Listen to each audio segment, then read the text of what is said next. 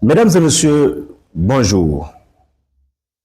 Je suis Abdulaziz Ndire et je fais cette vidéo suite à cette sortie médiatique de l'ancien président de la République, son Excellence le Dr Thomas Boniaï.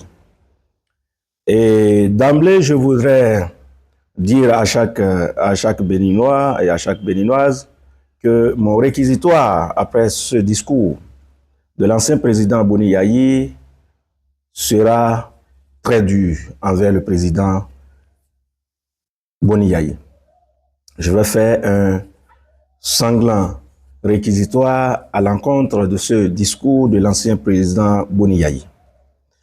Et parce que à suivre son discours, on peut tirer des conclusions et on peut très vite conclure des leçons que le président Boniaï voudrait ainsi, des signaux qu'il voudrait envoyer au peuple béninois concernant le comportement du président Patrice Talon. À suivre d'abord son discours, le président Boniaï semble ne pas accepter que ce qui arrive aujourd'hui au Parti Les Démocrates est le résultat de sa mauvaise gestion et de son manque de leadership dans la gestion du Parti Les Démocrates.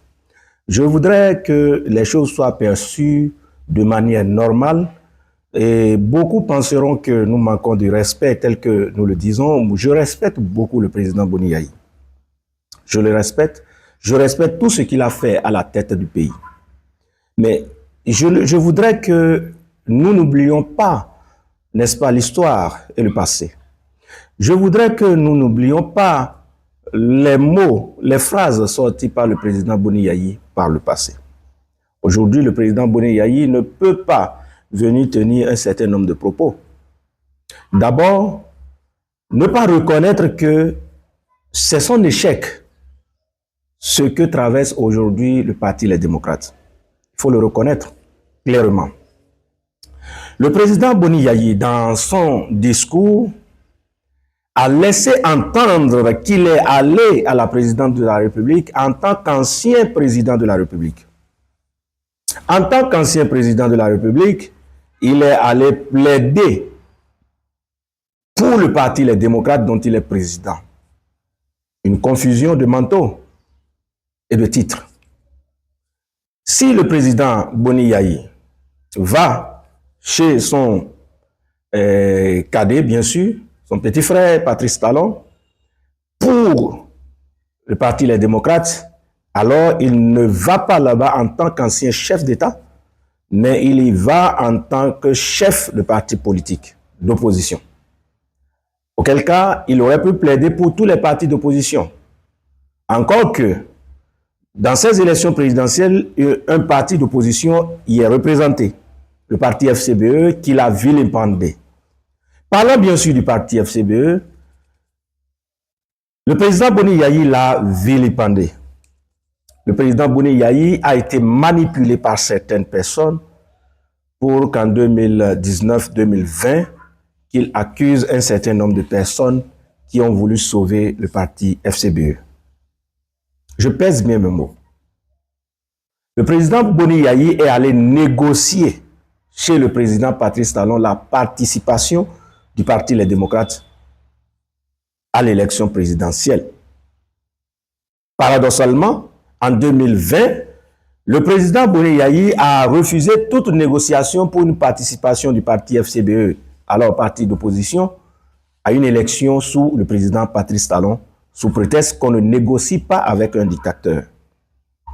C'est pourquoi j'ai dit, n'oublions pas le passé et ne nous laissons pas berner par des propos des gens qui, au fur et à mesure, ont montré leur inconstance dans les prises de position en matière politique au Bénin. Cela va paraître bizarre, cette intervention que je fais aujourd'hui, mais je voudrais qu'on puisse clarifier un certain nombre de choses et qu'on puisse s'apercevoir du type d'homme que nous avons en face. Le président Boniaï veut un dialogue, veut une conférence, mais le président Boniaï a refusé toute participation du parti FCBE à un dialogue organisé par le président Patrice Talon en 2019. Quel paradoxe! Alors, les tenors du parti FCBE qui ont résisté aux ambitions du président Boni Yayi, je voudrais citer l'actuel secrétaire exécutif national de FCBE, Paul Onkpe, et l'ancien sénateur FCBE, Théophile Yarou, les Aboubakar Yaya, les Nansounon Rufin, les Garba Yaya, qui s'étaient opposés à cette ambition, n'est-ce pas, du président Boni Yayi, de détruire le parti FCBE, ont participé à ce dialogue politique organisé par le président Patrice Talon pour décrisper la situation, l'atmosphère politique dans notre pays. Le président Boni Yayi, alors manipulé par des gens qui ne voyaient que leurs intérêts, soit c'est eux, soit c'est le déluge, avait refusé la participation du parti FCBE au dialogue. Aujourd'hui, c'est le président Boni Yayi qui appelle au dialogue. Quel paradoxe! Les faits donnent raison aujourd'hui au groupe de Paul Onkpe qui avait défendu qu'un parti politique pour exister doit prendre part aux différentes échéances électorales et un parti politique dans un pays doit privilégier le dialogue que la violence. C'est pourquoi FCBE d'alors a pris part au dialogue politique organisé par le président Patrice Talon. Ce sont des erreurs commises par le président Boni Yayi parce qu'il a été manipulé par un certain nombre de personnes.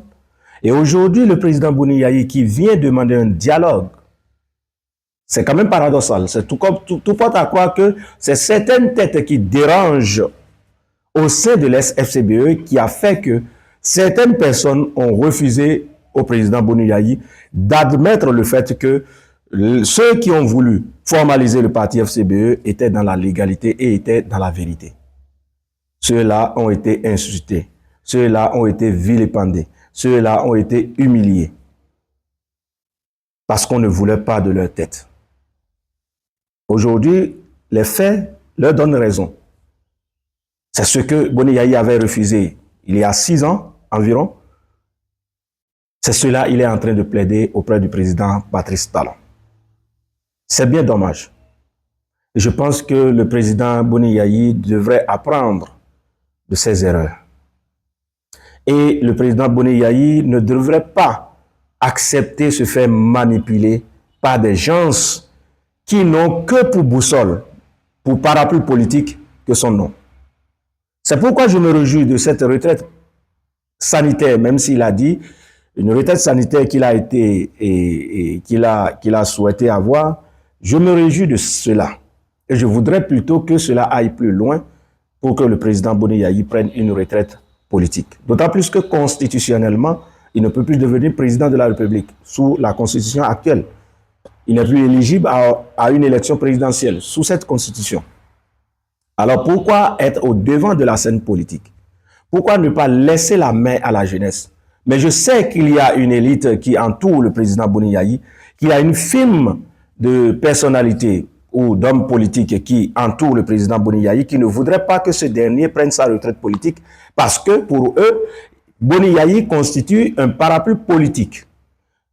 Parce que c'est des gens qui ne sont pas capables de se faire élire sans avancer, sans tenir Boni Yayi, le nom de Boni Yayi auprès de la population.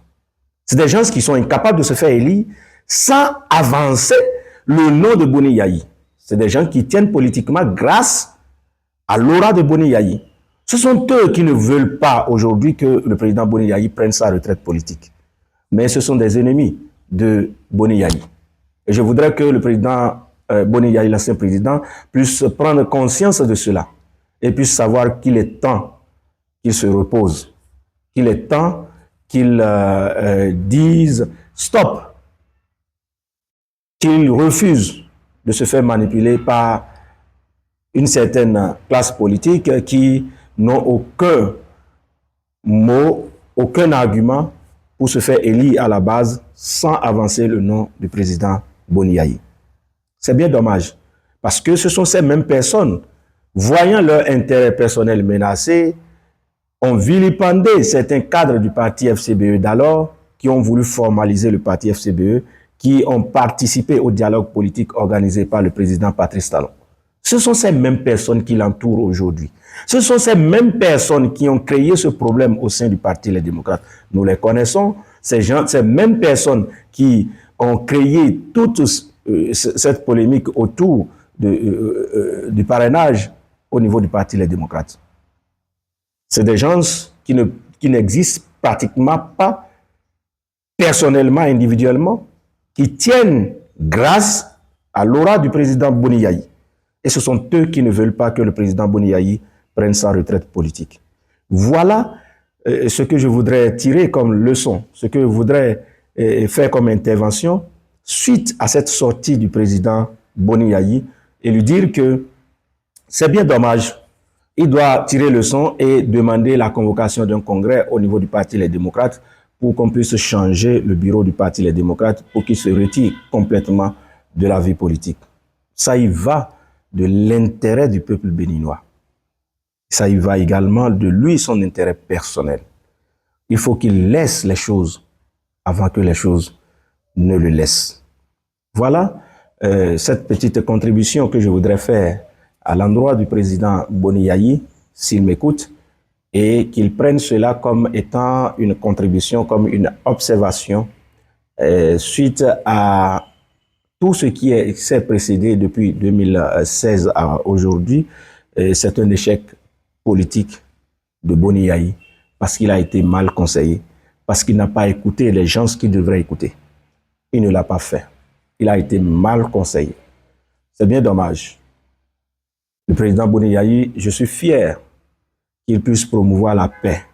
Cela me réjouit dans son message, qu'il puisse appeler les militants démocrates du Parti Les Démocrates à la paix, à semer la paix, la cohésion nationale. Cela, ça me réjouit. Que ce n'est plus le même cas qu'en 2019. Et cela va de la grandeur d'esprit qu'il devrait prendre sur un certain nombre de sujets. Mesdames et messieurs, merci de m'avoir suivi. On se donne rendez-vous pour d'autres sessions de vidéos.